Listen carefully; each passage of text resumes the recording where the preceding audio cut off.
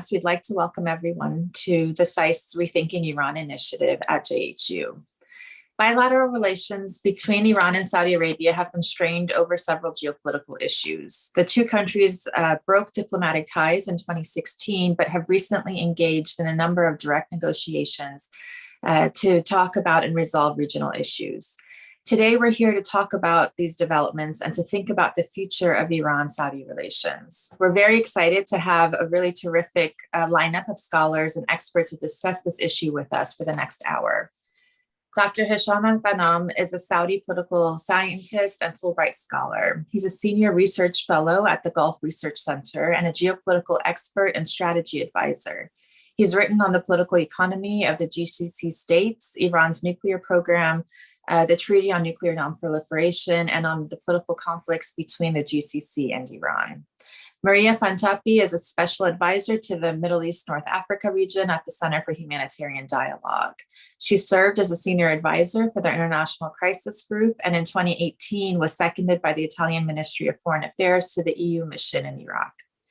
Adnan Tabatabai is a co-founder and CEO of the German-based Middle East think tank, which is called the Center for Applied Research and Partnership with the Orient, or Carpo. As an Iran analyst, he's consulted by European policymakers and businesses on Iran's domestic and international affairs. Through his work with Carpo, Adnan has designed and facilitated Track 2 and civil society dialogue formats between Iran and Saudi Arabia since 2015.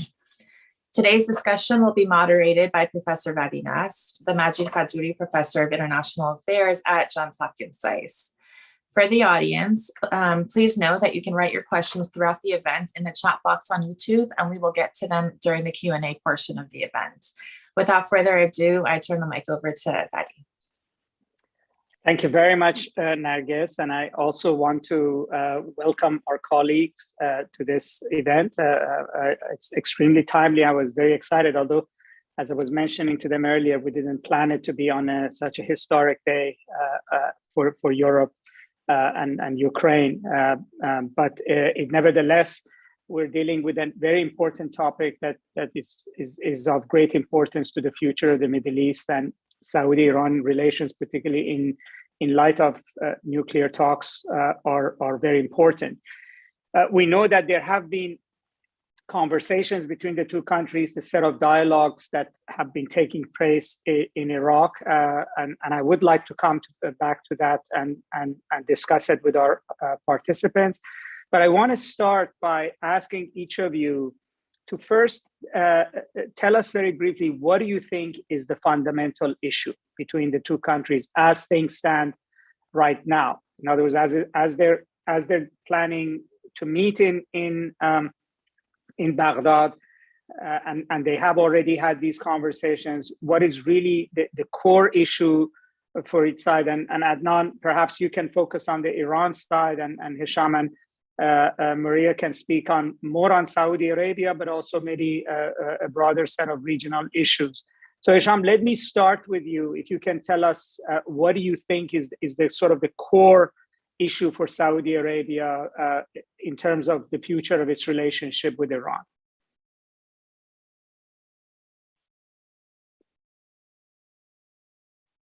Oh, thank you. Thank you, Professor. Very glad to be here. It's good to be with you and my distinguished colleagues today.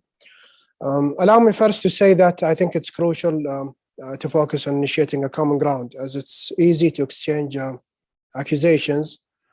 What is difficult, in my opinion, is talking to each other rather than talking at each other. And I hope also that such public events on this specific topic becomes contagious and replicate. Due to the time limitations, I will try to answer your question and provide also a very brief reading of the current scene between the two states. I will also offer my view or maybe projection of what should we expect in the near future. I will attempt to be specific. I will avoid cliches, although I'm aware that being specific would make it easier to counter the things I say, but this is the proper way to go, in my opinion, and a risk worth taking, especially with many negative claims and rumors circling around. The good news it seems to me that we're witnessing the beginning of a move away from the zero-sum game that governed the relationship between the kingdom and the Islamic Republic.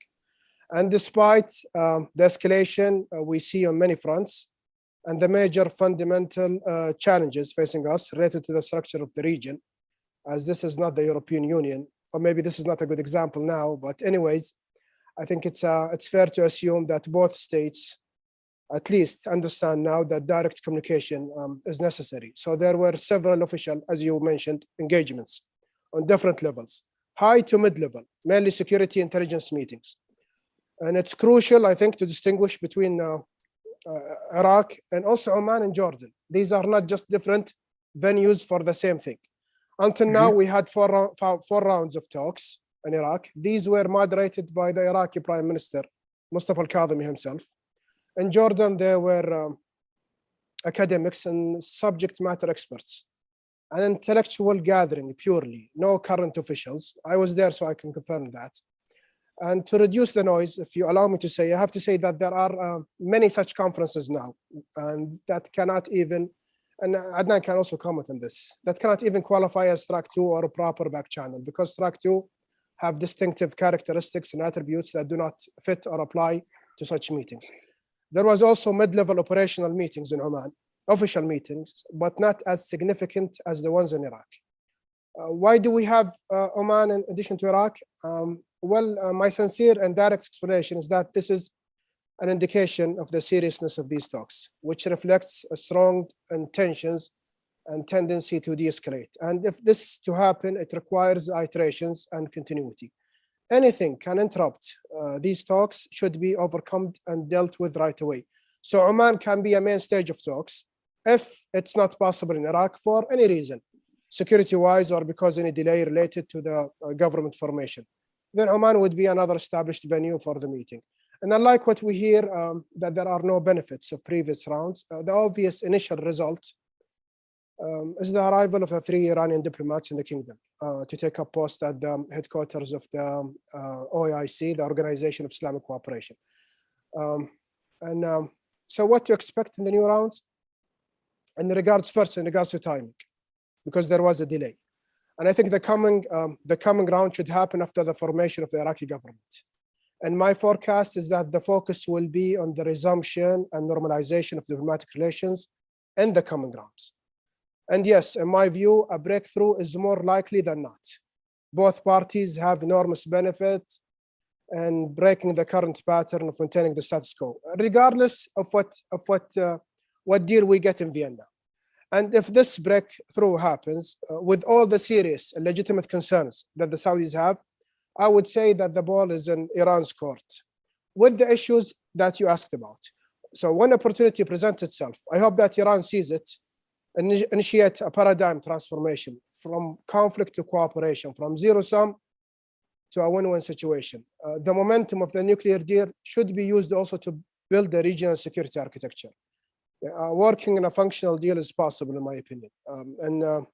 And this could be in a form of a regional peace initiative. I can come to this later on in our discussion. But in my view, establishing diplomatic relations is not far away. As I said, regardless of what happens in Vienna, I think official channels and bilateral relations between the kingdom and Iran is in itself necessary before discussing any core issues between the two countries. I say this knowing that obstacles and differences are still too many. And I do not want to repeat them here in this talk. And confronting the militias and finding a way to deal with the security-related threats will persist from the Saudi side. But international relations are all about gray zones. Most competitive interactions between states operate in this realm of vagueness or ambiguity. And let me emphasize that diplomatic ties do not mean that the two states will be allies. Actually, active communication between rivals is more important than friends. Also, the fluidity of relations in the region now is astonishing. The Turks, the Israelis, different Gulf states, the shifting sands require at least a tactical understanding between the kingdom and Iran for the benefit of both. As the battle is extremely expensive, I would argue a higher cost on Iran, but this is a different debate. I'll conclude without going into much details. Foreign policy is a reflection of local needs. there are issues and great issues between the two countries, but this applies to both sides. And I think the opportunities are endless, but it definitely takes two to tango. Achieving a regional economic understanding and good governance, departing the rentier model and post-oil economy is extremely difficult. And I would say actually threatening to the survival of the regimes and state institutions, and will require cooperation. No single state in the region can do this alone. And the Saudis, I'll conclude with this. The Saudis have no illusions about changing Iran and how difficult this will be. But they also have no illusions that there are those who want peace and a better future inside Iran and elsewhere in the region. Thank you. Well, thank you very much for setting the scene, and I think you laid it out very interestingly, rather than focusing on maximal issues of, like, let's say, solve Yemen, etc., on literally what can be gained immediately. So, and I would like to come back to some of the issues you raised, but so Maria, maybe I can go to you, and you can similarly give us a sense of where things stand. What's the core issues, and how do you see the lay of the land? Thank you, Vali, and thank you for SAIS for organizing this meeting. Well, I think that the matter at the beginning was really that one of creating the optic of a solution, more than actually solving the strategic differences between these two players. This we have seen that from the time that the talk started a year ago up until recently, basically these talks continued on the sideline of an ongoing competition happening still in Yemen, in Syria, in Iraq, and in Lebanon. So, but I still concur with what Hesham said, that I think that there are certain strategic changes that are happening at the macro level that are external, that can really play in favor of pushing these two players and encouraging these two players to shift from a rather, uncommitted dialogue to a more serious line of communication that is sustainable and that is serious. And I think that I will identify at least a couple of points that can help this to increase the seriousness of dialogue between the two players that are external. I mean, one, I think, is the real what we are witnessing to these days, and also in the last 6 months, the fact that we are seeing that the Middle East is really shifting towards the periphery of the global attention to some extent. We are seeing U.S. disengagement. We have seen it with Afghanistan, and we are seeing to this day that the key issues when a war in Ukraine is happening, that the key issue is actually that the Western interests, the strategic interests are at stake, the future of NATO, and so on. So all these things, I think that they really sort of push the Middle East towards really almost the periphery of the global attention. And also, of course, they leave a strategic vacuum within the region. And I think that with this US disengagement, you have a really difficulty to see other global players who can fill that gap, because we don't see Russia doing that. We don't see China doing that. We rather see that this gap actually it's left to be filled by different regional players. And let me come to the second point, which I think that because this gap is left to be filled by different regional players, I think that both Saudi Arabia and Iran are actually going to see many of their own competitors to actually getting prominent into this space, and therefore maybe they will have interest in actually getting to talk together, because on the one hand we see that actually smaller within the GCC intra-relationship, we see that the smaller GCC states are getting more powerful, more prominent. Qatar with an important role in global diplomacy that played in Afghanistan, UAE with very, very agile diplomacy. So these are all competitors for Saudi Arabia, in my view. And on the other hand, you see that also the Iranians, I think, are not in a very good situation, because because Turkey is going to be having an increasingly important role. Already in the past months, we have seen stepping up influence in the strategic zone of influence of Iran, northern Iraq, northern Syria, and with the Ukraine crisis, definitely is going to put Turkey in a very prominent position as the kingmaker, sort of the key player within the NATO alliance, and therefore with more leverage vis-a-vis of Europe and with more leverage to operate in Iraq and in Syria. Therefore, both Saudi Arabia and Iran really, they have their competitors within their areas of influence, and that can really be an incentive to get together in some way of talking really more seriously between each other. Third, I would say that both Iran and Saudi Arabia, they have domestic challenges, or like they have challenges anyway to face.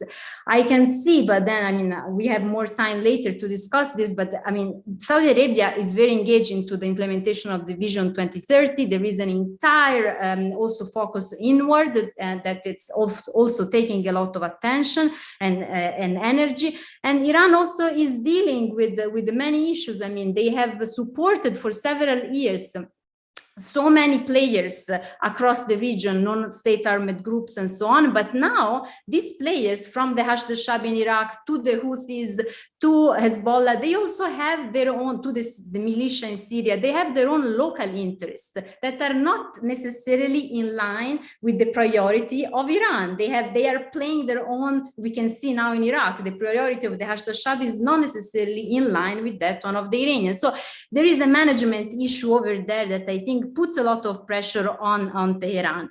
So this, some of the points really that are external, really, that can really push these two players to come together. And last but not least, of course, I think a more stable US policies vis-a-vis of the region, whether it is on the one hand with diplomacy of the ending in a good terms the JCPOA, finalizing the JCPOA, having a clear line for disengagement, and also at the same time continuing with the de-escalation policy will also play an important role in having both Iran and Saudi Arabia to adjust and to understand for Saudi Arabia that they cannot anymore count on the US as a protector, and that Iran, that finally, I mean, they don't necessarily have to focus only on getting the US out of the region, that there is a different game at play, and they really need to come together with the Saudis really to sort of find and define the strategic line of influence across the region. But again, the final line, I will say that I think that for a certain time along the way, we will see that this line of communication has really potential to evolve into something serious, but definitely the main strategic interest of these two players will not be resolved anytime soon. But I think that we have to give hope to the line of dialogue anyway. Thank you. Thank you. Very interesting points. I mean, I always would think that if the Vienna talks got somewhere, I mean, either Iran's path to the world has to go through the Arab world and its Arab neighbors, or through Turkey. And so there's sort of a competition that you mentioned between Turkey trying to sit in the middle of the Middle East, or Saudi Arabia be the power that sits in the middle with relations with everybody, is going to be interesting, and relations with Iran is very key to that. Adnan, I mean, both Hesham and Maria raised a lot of interesting issues about, both the regional dimension and also how Saudi Arabia right now sees the sort of the chessboard before it. So I wanted to ask you about, first of all, just like Hesham laid out, what do you think is Iran's game plan at this point in time in these talks? What do they want? But I also, listening to Maria, wonder how much of the geostrategic issues that she raised is part of the conversation in Iran.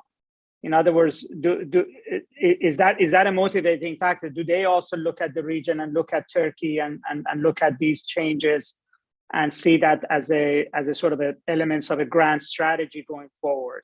And finally, one of the issues that Hesham raised is, I think, germane, that we know still very little about the Raisi government, and do you see difference between the approach of this new leadership group in Iran and the ones who actually started perhaps the talks or the engagement in Iraq? And is it more hopeful, less hopeful as we go forward?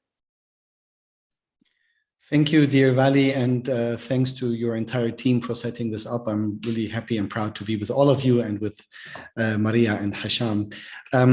Yeah, let's try to navigate through the great list of questions and issues you raised. So on the one hand, I really think what makes me hopeful when looking at Tehran and at the inner Iranian discourse is that even though Iran views regional issues in its neighborhood still primarily through the lens of the US threat or the threat perceived by the US, Iran has increasingly understood and appreciated and acknowledged the creative shaping of policies by Saudi Arabia and the UAE. Iran increasingly has appreciated in the past 4 or 5 years that really those two countries can also shape US politics towards Iran. This has led to an understanding and the necessity in Iran to really spend more time thinking about the UAE and Saudi Arabia in their own right, and give them more agency in regional affairs. This, to me, is important because this means that there is more brain cells in Tehran invested into how to engage Riyadh, and that stick to Riyadh, obviously, for this event. And I think that the lessons of 2019, let's call them euphemistically lessons. I'm talking about the escalation in the Strait of Hormuz and the attacks that happened. I think these sent a strong signal. There was also the strong signal that the US is not going as far as many had expected in defending their allies or in trying to push back against any sort of threat against their allies. And I think the lessons of 2019 have been learned on all sides, in Riyadh, in Tehran, and Abu Dhabi as well. Then we had the pandemic, obviously, which had held its own challenges to the region and to Iran in particular. And if I look at the discourse of the international think tank scene or the Iranian think tank scene dealing with international affairs in Tehran, there are a few buzzwords that are really coming up increasingly. And one of those is I have the sense that in terms of military posture in the region, Iran is saturated. We can discuss this later, what I exactly mean by that, but Iran feels that its posture is, so to speak, sufficient, let's call it this way. And that now the shift has to happen towards more political engagement. Iran has understood that it has not won the hearts and minds of countries where it either has influence or actual presence. So there might be a shift in my view. The second thing is that regional multilateralism is something that the Iranians view as a positive and as a constructive response to globalization. And that having intensified relations, and this is mainly seen as economic relations with immediate neighboring countries, and this is not only with countries like Saudi Arabia and the Emirates, but really also to its eastern and northern borders, in trying to explore new avenues for trade relations is something that Iran views as being necessary. And the one theme that, because we mentioned Vienna and the nuclear talks, the one theme that is extremely prevalent is the theme of neutralizing sanctions, as it is said in Farsi. So it's no longer just about trying to get sanctions lifted, it's about a long-term strategy, a bit of a utopia, obviously, to try to shield the country completely from the impact of sanctions. But how do you do that? Partly by expanding economic relations to immediate neighbors, exploring new trade avenues that can be shielded against sanctions. And this includes trade relations with Saudi Arabia in whatever way they can be developed. I think Hesham is absolutely right. We will have to wait and see what the Iraq government will look like. Like, the chances of Mustafa al-Kadhimi against all odds are not that bad, and that he can continue to be the host of Iran-Saudi talks. It was already mentioned that those attending those talks were military and security and intelligence officials. I call them track 0.5. And to me, those guys are exactly the right ones to start these conversations before elevating them to the political level. I think we are already in such an advanced stage of these talks that even the dangerous attacks of the Houthis to Abu Dhabi, and then there were reports about Hashid also attacking the UAE, this did not lead to public condemnation of the Emirates or Saudi officials against Iran being behind this attack or having supported these groups. And this in itself, in spite of the climate still being explosive, as it has been outlined by both Hesham and Maria, shows you that there is some seriousness in these talks. So therefore, I'm quite positive about them resuming.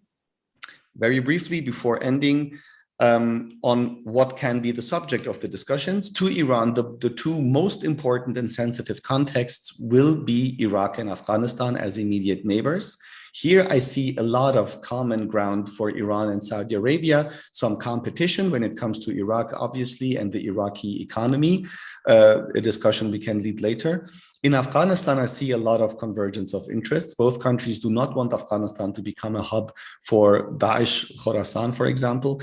Lebanon and Syria will be more difficult, but again, and I will end on this, in Tehran, there was a positive reaction to the Saudi intel chief going to Syria, playing their part in reintegrating Bashar al-Assad into the Arab League. I think this is something that Iran welcomes. So I see a lot of common ground, but obviously against all the odds of what can be difficult.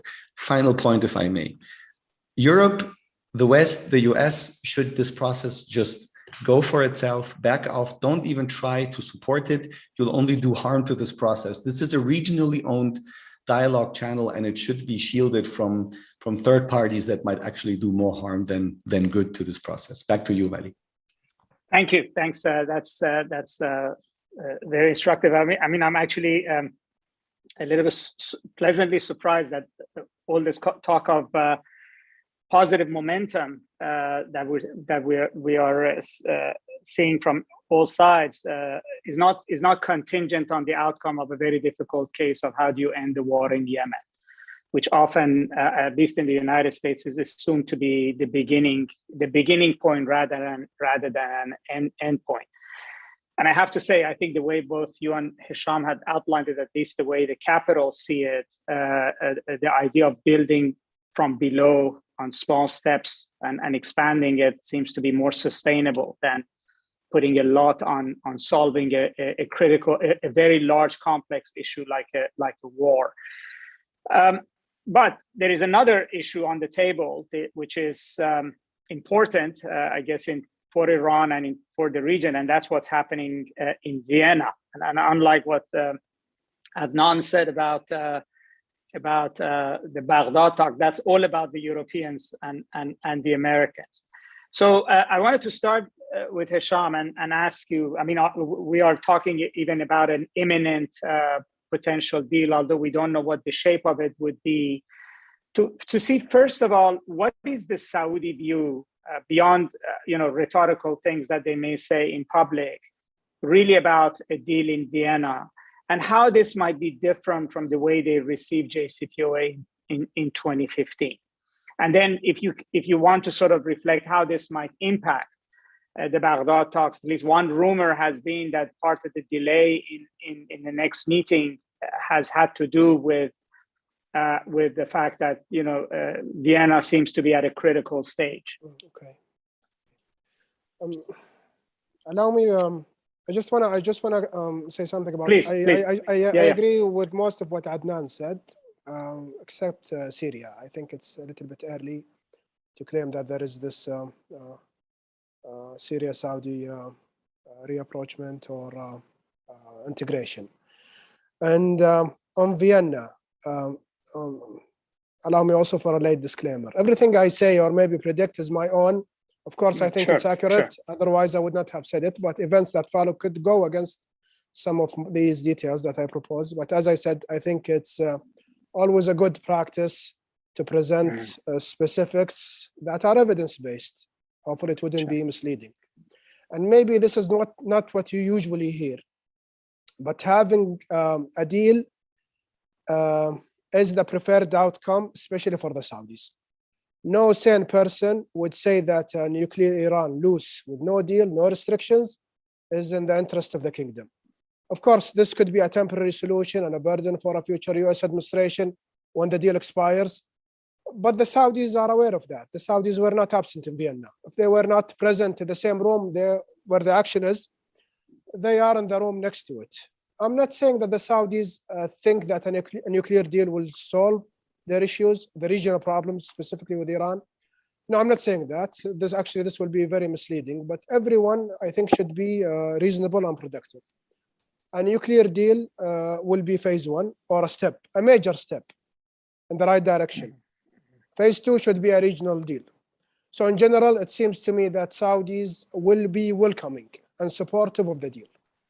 But at the same time, they will hold everyone to their words. World powers, Iran. I think that the day after the deal is what's important. Confidence building measures, a regional peace initiative, sustained de-escalation that leads to peace and economic integration in the region. And if you allow me to add, the goal is a sustainable solution.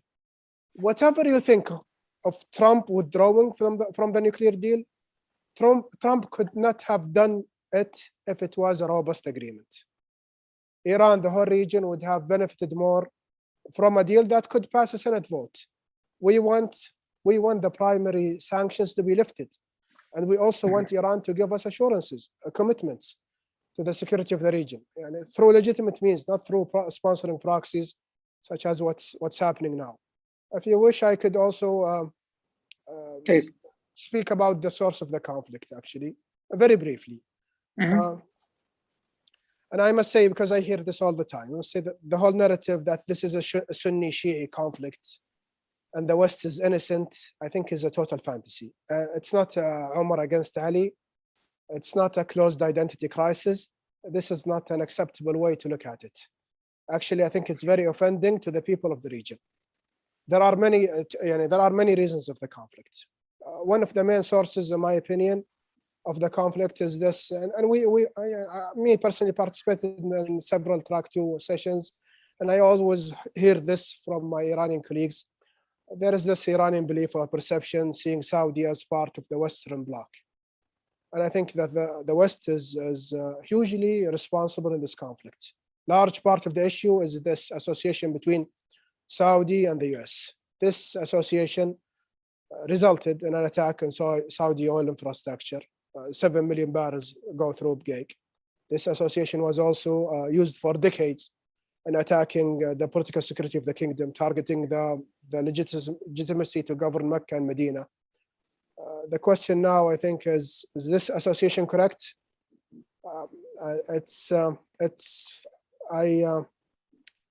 I don't think it's fair to blame the kingdom for the mistakes of the West.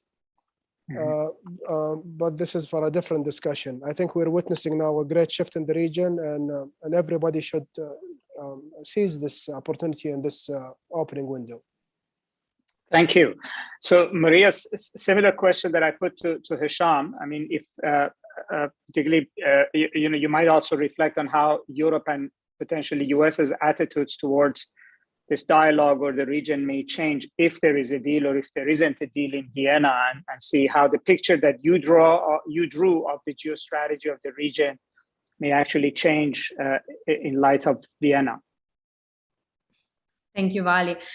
Well, I think that the deal, it's at least when it's done, it's a constant in a world of many variables. So at least it introduces an element, a solid element, or quite solid element from which to start more seriously. And so I think it's in that sense, I see that, and it's also, I mean, it's a constant, not only in the relation between Iran and the US, or Iran and Europe. It's also introduces a constant or a more stable variable, let's say, in the relation between Iran and Saudi Arabia itself and the Gulf in general. So I think that definitely it's something that it's a preparatory steps towards what are more serious talks. However, let me also add that the step between, even when the deal is done and even when there is this favorable environment for talks becoming more serious, the steps towards really achieving something are more difficult than it looks like. And honestly, I think that, I mean, we were mentioning before, for example, Iraq, and, I mean, even there now with the process of government formation, it's quite clear that you have not rather a coexistence between the Iranians and then the Gulf states, including Saudi Arabia, but rather a polarization where some of the Gulf states, including Saudi Arabia, I think that they are seeing an opportunity also to increase influence and also in some way maybe to push a little bit aside or at least diminish the influence that Iran may have. So, and this is not only happening in Iraq, is happening it happens also in other states. I mean, this competition is still ongoing, so it's very much also dependent. It happens in Lebanon, it happens in Yemen. So, I mean, again, despite this line of communication, I still think that both from the Saudi and the Iranian perspective, in my view, there is still an attempt of seeing, well, how can we push the strategic line of each one of us, a little bit on our own interest when it comes to the regional scene.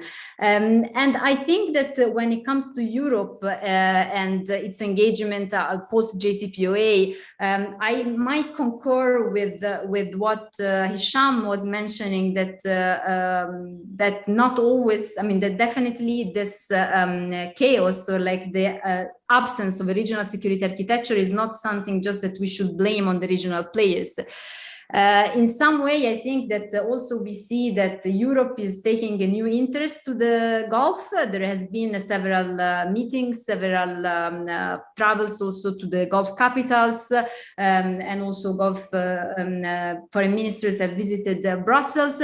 But still, I do see that this approach also towards an engagement in the Gulf, European states, they take it yet in a very unstructured manner, sometimes more going bilaterally than actually as a unified bloc. And sometimes actually they steer the competition between the different Gulf states rather than, helping a cohesive approach. So I'm totally concurring with the idea that sometimes actually the West, it's part of the problem. Thank you.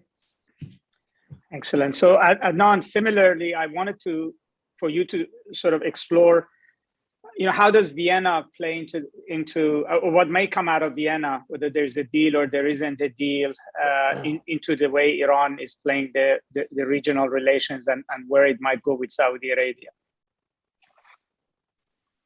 Look, I think the first and probably most important point is that a successful revitalization of the deal will immediately mean an easing of tensions between Iran and the US. And those have played out mostly on Iraqi territory or in other countries of the region of Iran's neighborhood. So if those tensions if those tensions started to ease, that I believe is good news and will catalyze this process and the willingness from Iranians to seek to expand political ties to their neighbors. Iran will not commit the same mistake it did in 2015 to basically neglect every neighbor to its east and just look towards Europe for normalizing trade. Iran has learned its lessons.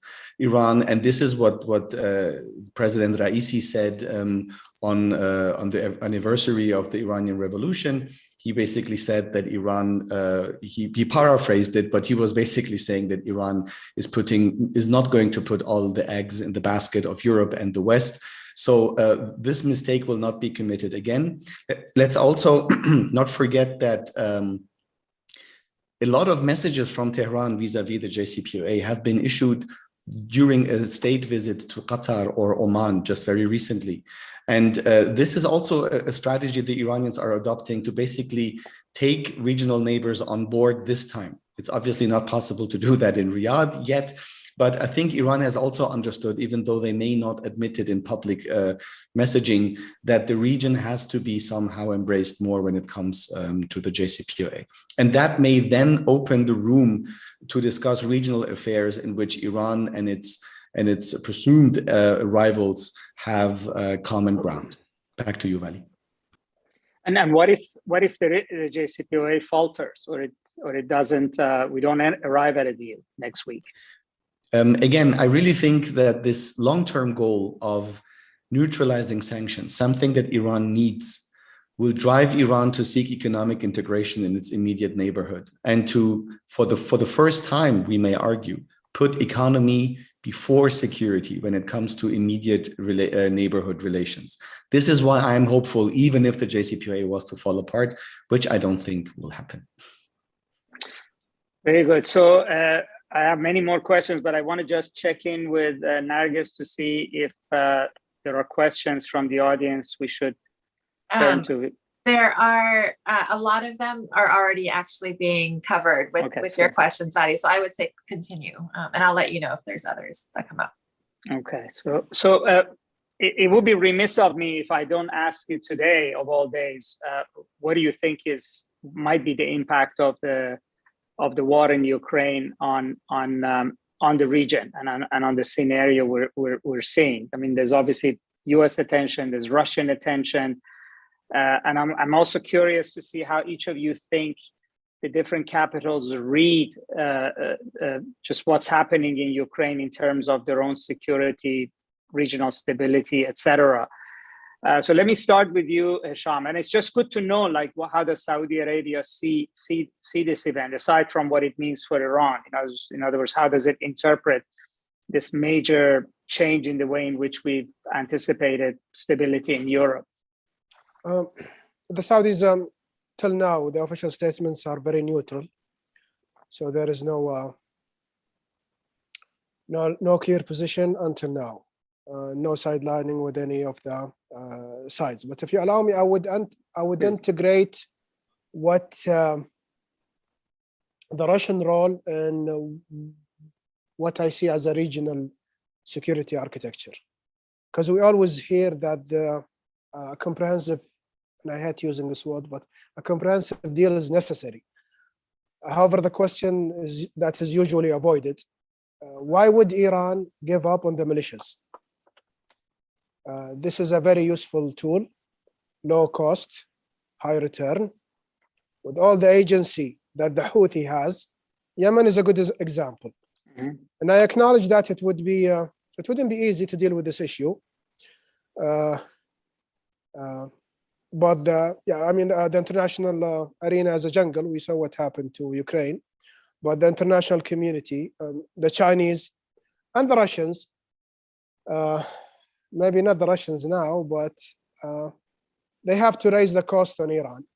Not because anyone wants to harm Iran, but because this will be counterproductive, I think.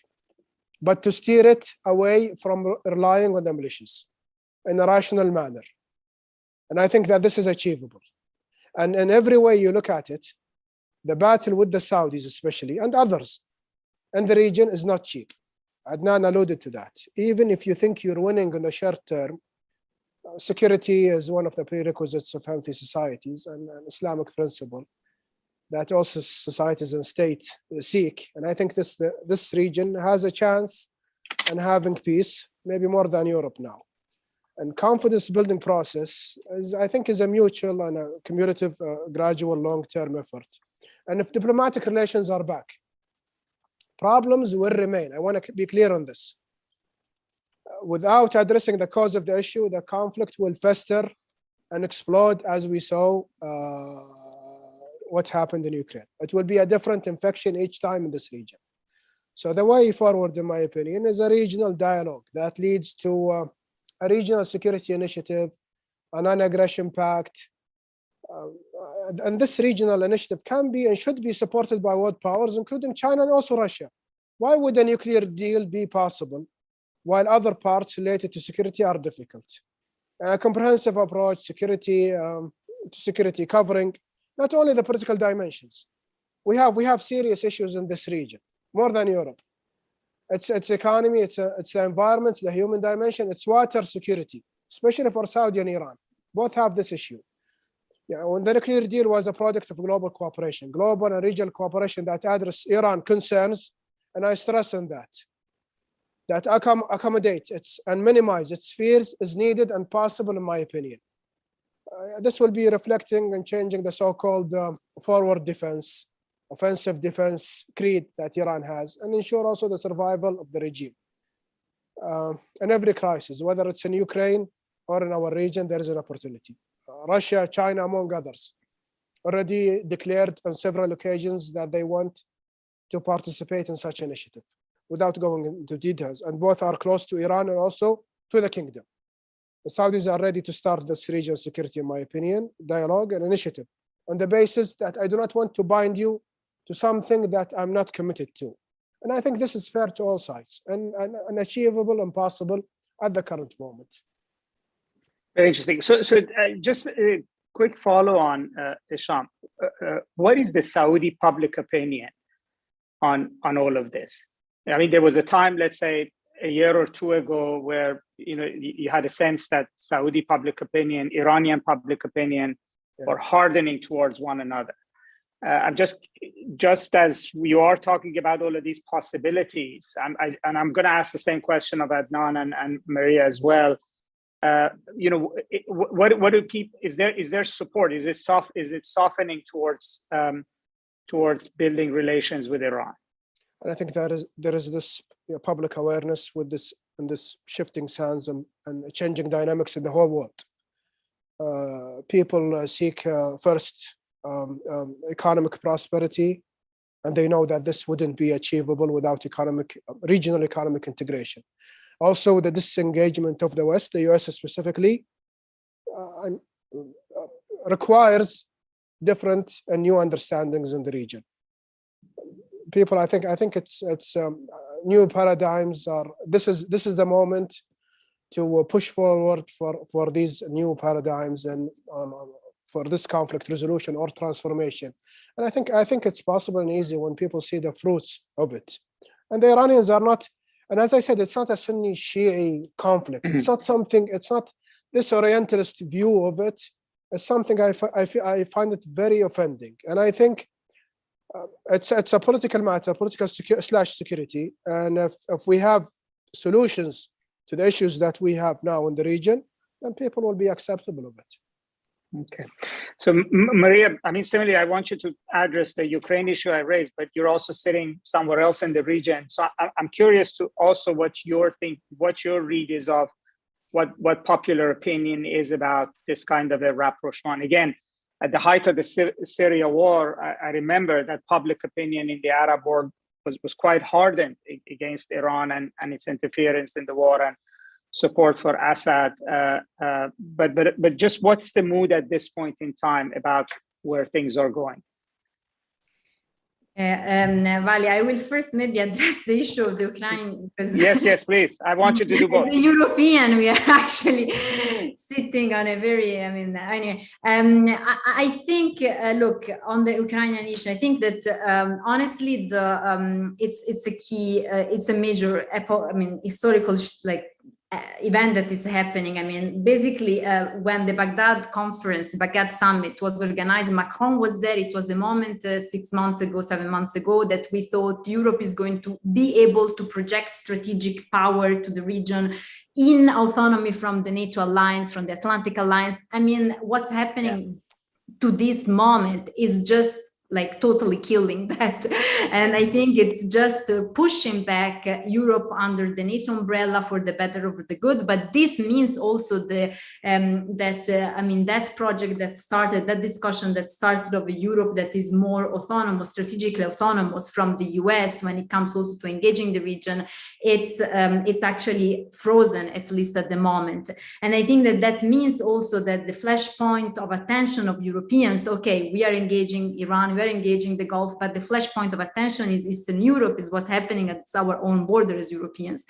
So again, I think that this also has impact on Europe and on the region, because I think that as the attention and the focus of Europeans is going to be what's happening at our own eastern border, it means that we are going to leave more leeway to actually some other players like Turkey actually to operate and to expand the influence in the space of Iraq and Syria. This is why I was mentioning before that I think one of the major consequences will be that Turkey will have a strong leeway now to operate as a member of Atlantic Alliance, to expand its influence in the Levant, and this will definitely raise its strategic importance.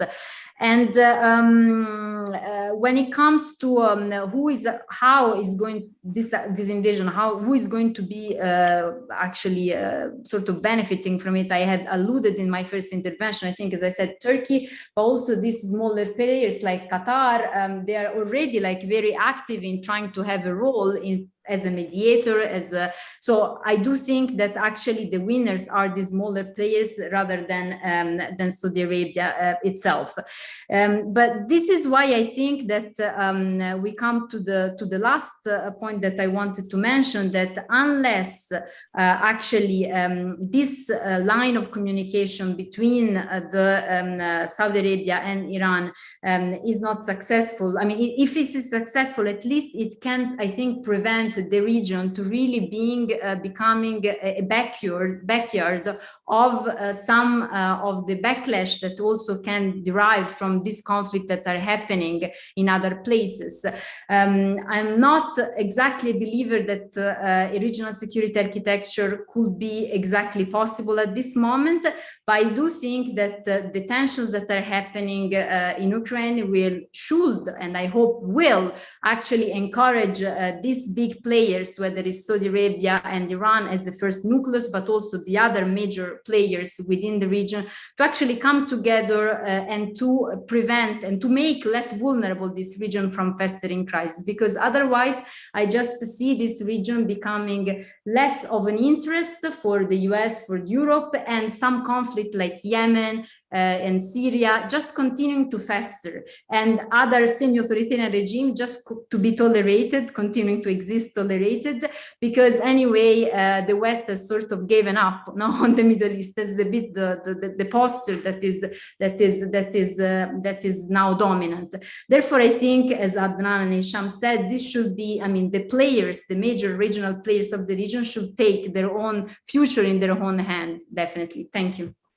Very, very interesting. So Adnan, in Iran, Iran's close relations with China and Russia have for a while been controversial at a public level. There's a lot of debate about whether this is a good thing or a bad thing. So I'm curious to know how Ukraine will play into this calculation. But at the same time, some of the issues that Hesham raised are important in the sense that it's a question as to whether the strategy of relying on militias, etc., domestically has also reached its limits. I mean, earlier on there were protests a number of years ago about Iran's support for Lebanon, Iraq, etc. But even in terms of the ability of the Revolutionary Guards to pursue this strategy without domestic opposition. Do you see it that way? And does the Iranian public opinion actually matter in the way in which this thing will go forward? Thank you, Vali. Well, I mean, the public opinion, public views used to matter a lot in Iran. We could argue that the last 2 years that has significantly decreased when we look at how the elections were held and how the elections went. But at this point, I would still say public attention, public opinion matters, and there is at least the necessity for the state elite to respond to public perceptions of certain issues. And obviously, the invasion of Russia into Ukraine will be seen in a very negative light in Iran. Iranian officials, just like the Saudi officials, Hesham mentioned it, have tried to be as balanced as possible. So Foreign Minister Amir Abdullahian basically said, the reason for this crisis are the politics by NATO, and yet resorting to war is nothing Iran would condone. So there is certainly this attempt to try and appear balanced. And some are now saying, look, the Ukraine is learning the hard way that the West is unreliable, and they will certainly try to benefit from this also by basically saying, look at what happened in Afghanistan, and now the situation in the Ukraine shows that basically there is no way that the West comes to your protection when it's actually needed. Very, very briefly, I know time is running out, on the militias and the network or the axis of resistance. I don't think it's realistic to think Iran would give up this structure, so to speak. But what does it mean in terms of trying to find a way to do no harm to each other? And I think this is exactly where we need to calibrate our expectations. Not giving up on something doesn't mean to utilizing it. So this is, I believe, something that the Iranian and Saudis will have to discuss for the years to come, not only in the next round that hopefully will happen sometime in spring. Back to you, Vali. Thank you. Let me turn it over to Narges for last questions and last thoughts. Sure. So thank you so much for everyone for a wonderful conversation. The audience was asking a lot of questions, but honestly, Vali was already covering a lot of those in his questions. So we didn't want to be redundant, but there are two that didn't get covered. And I know we don't have much time. I'll just pose these two from the audience and let whoever would like to take them. One is a question from one audience member that asked, is it possible for the Kingdom of Saudi Arabia to turn away from the Abraham Accords towards one that promotes regional cooperation, such as the Baghdad dialogues? And the other, I think you all have touched upon it, but not as directly. So if the desire by both parties is to negotiate based on their reading of the US regional policy to disengage, then what would happen in the midterms that are coming up and in 2024 if there's going to be a Republican-dominated Congress and a Republican presidency, similar to what we had with Trump before? Whoever would like to take any of those questions is welcome. Hesham, you go for the first question. Actually, I want to comment about Yemen, if you allow me. I think we did not speak about Yemen. Sure, please. I think a political solution is needed, as this war has no end to it, and but this doesn't mean that this will stop establishing these diplomatic relations between the kingdom and Iran. In Yemen, we have a state that fights gangs. The Houthi is outside the international sphere, and he seeks to replicate the example of Taliban, while the Saudis, the coalition, cannot operate outside international legal bounds. The conflict also gives the Houthi privileges that he doesn't want to give up. So even if Iran wasn't involved, the Houthi will continue, and the message also is sent to other groups, including Daesh. Just wait long enough, and eventually you will win. On the other hand, why would someone expect the Saudis to just disengage from Yemen? Yemen is the kingdom's soft spot. It's not the Saudi backyard. It's a Saudi living room, a major national security interest with high cost, almost no return. The opposite from the Iranian side. On top of this, the Saudis are held accountable for every breath they take, but Iran is using Yemen for their forward defense. This equation has to change. It's difficult to change it, but it has to change. Otherwise, the conflict will continue despite having some sort of relations between the kingdom and Iran. And on the Abrahamic Accord, I know that this is a sensitive question, but the Saudis until now, and even during Trump time, did not go ahead with the Abrahamic Accord. What the Saudis seek is a more regional security architecture that will benefit the whole region. This is the preferred goal and outcome that the Saudis seek.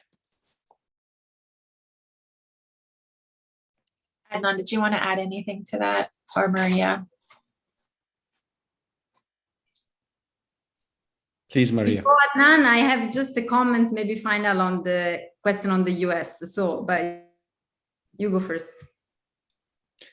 Well, I would in general actually also think that this point of the Abraham Accords is important. That this is, I also heard in Iran, they would probably never say that officially, but the logic is there that they are recognizing there is not that much appetite in Saudi Arabia, in the kingdom, to follow suit with the UAE and Bahrain to normalize. And Iran is, I think, feeling that there is an opportunity to engage the Saudis and basically bring them closer to themselves rather than pushing them also in the hands of Israel. So I think this is how it plays out, and that might further incentivize Iran to seek these regional talks. Yes, a last word maybe on the question regarding what will happen if the mood in Washington and the political wind in Washington changes, which I think it's a very good question because it points to an important issue. And I think that in Riyadh, I think one of the major thinking is saying, okay, if actually can we revert to a maximum pressure policy if we have US support from Republican Congress, for instance. I think that here actually sits our conversation and say, I think that it will be important to make enough steps into the dialogue between these two players so that both Saudi Arabia and Iran will actually see more advantages in continuing that talk than in reverting to maximum pressure policy or any aggressive policy against each other. That's a great point to end on. Thank you so much, Maria, for that comment. And thank you everyone who joined us today in the audience. But a special thank you to our excellent panelists for joining us and for providing such a rich conversation and learning opportunity for all of us.